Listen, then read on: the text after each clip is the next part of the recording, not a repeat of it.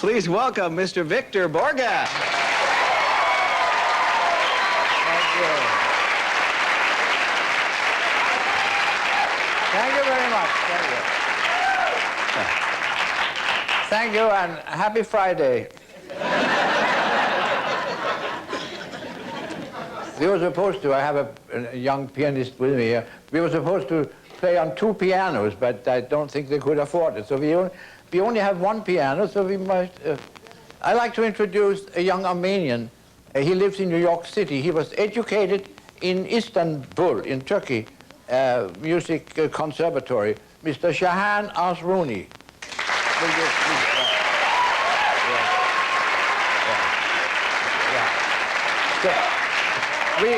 We will have to play this composition on 1 piano only. Mr. Asrouni doesn't speak much English. He lives in New York with his family. I speak a little Turkey, he speaks a little English, and together we manage to understand each other.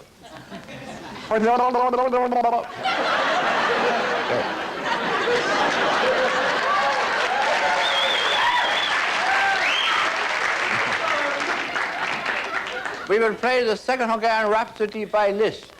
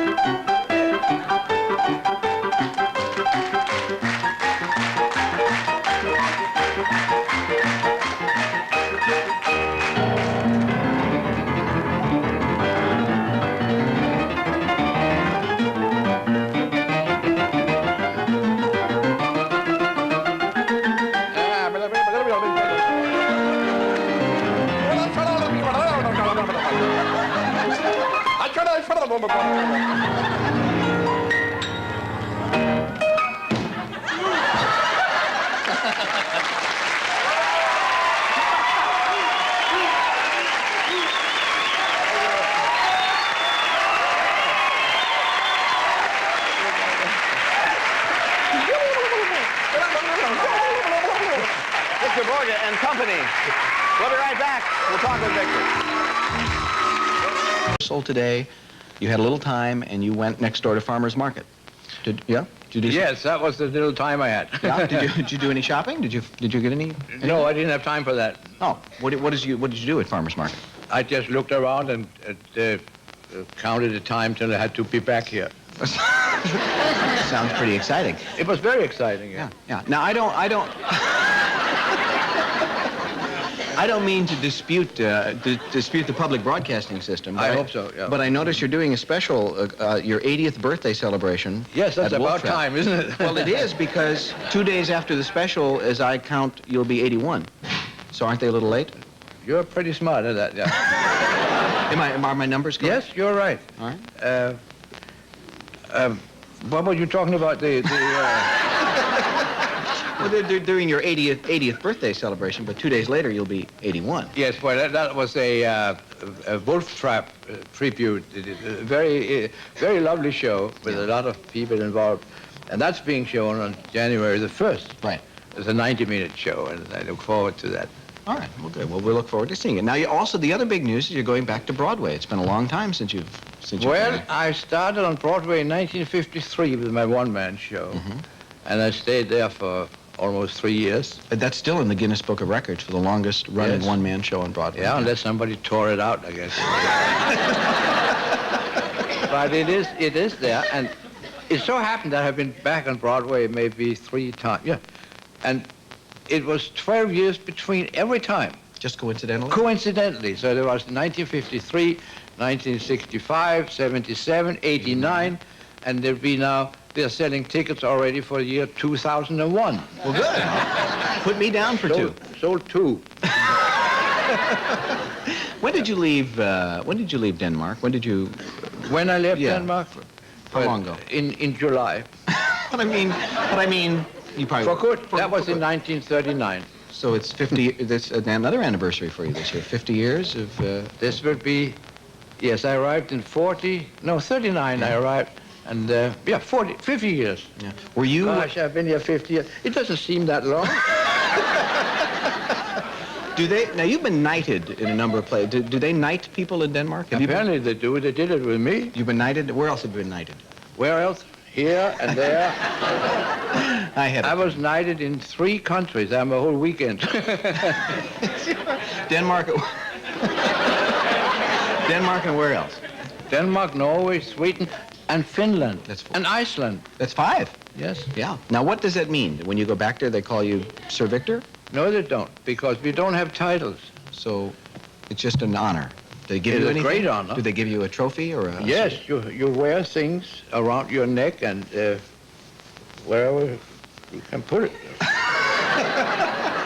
Now when you came I here, don't take it lightly because No. I'm very happy with it. Sure. But you asked the question, so I must answer you. Exactly. That's the way this works. Yeah.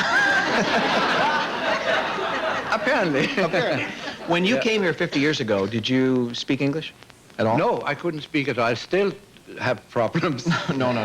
Do you?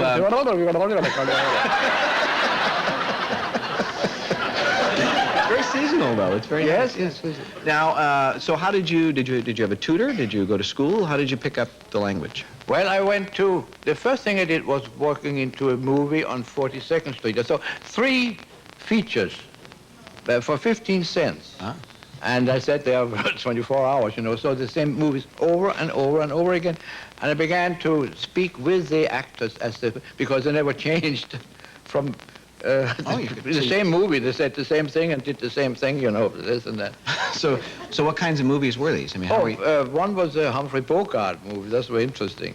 And one night I came out from the movie house and I was going to try to say something. There was a blonde walking by, a very lovely young lady. So I said, "Hi, babe." And she said, "Scram bum." So you learned 4 words right there. No, she had seen the same movie.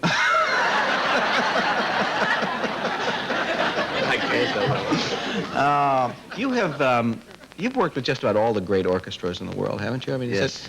And when you work with a grand symphony orchestra, do you still lean heavily on the comedy? No, I don't lean on anything. I love everything that takes place during these concerts. I conduct the orchestra very seriously. I love to do that. And they play very, very well.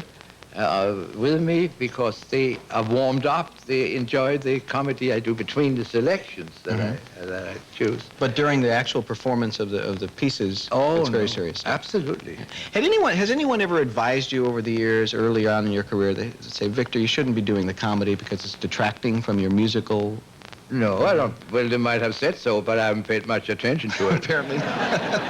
Apparently not. I don't think there's any reason for that. We all have a niche in life, and I have found mine, and it works. I have worked for many, many years. Yeah. What's your relaxation away from music? What do you like to do? I used to wind my watch. Uh-huh. But I can't do that anymore because now they have all these batteries, batteries and things. Very difficult. That cut into your hobby time. Oh, yes, it ruins the whole thing. No, is there anything you do? Do you collect stamps? Do you parachute jump? Do you? No, I go on talk shows. I like to. Do you? Yes, because then I'm not responsible for this or that, or worried about this. I'm worried about it. I go on and I have a good time, and I say what I like to say, and I have already said that.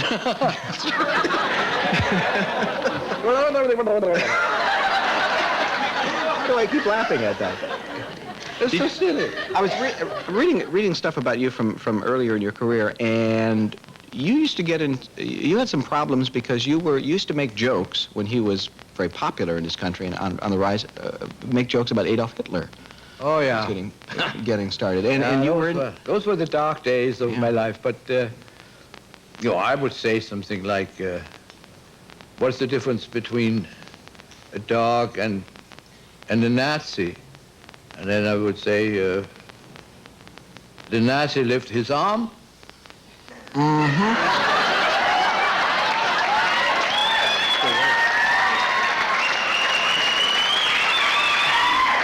There were those are actually not funny to me anymore because the development, the evolution of that whole thing was so tragic and so sad that I can't even the best jokes are souring. But at the time, that did get you into some trouble, didn't it? Oh yes, there was a small party in Denmark, a small Nazi party, as there is in every country, small or large. But in Denmark, they had been after me for a couple of years and threatened me all the time. But I didn't stop. I went on, and I finally had to have a guard with me whenever I went outside. Wow. Threatened to break my arm and break my fingers. They must have been musicians. Not at all. Again, the two PBS specials, Mozart and the Masters on December 10th, and your 80th birthday celebration at Wolf Trap on January 1st. Now, you have an appointment to keep, I'm told? Yeah, no, I have to get back to get the 11:30 hotel elevator at the hotel. Oh, well, we don't want you to miss that. No, I can't miss that. You'll be in the lobby all night. Yeah, I'm on the 42nd floor. It's a great pleasure having you back. Thank you very much. Viktor Borge.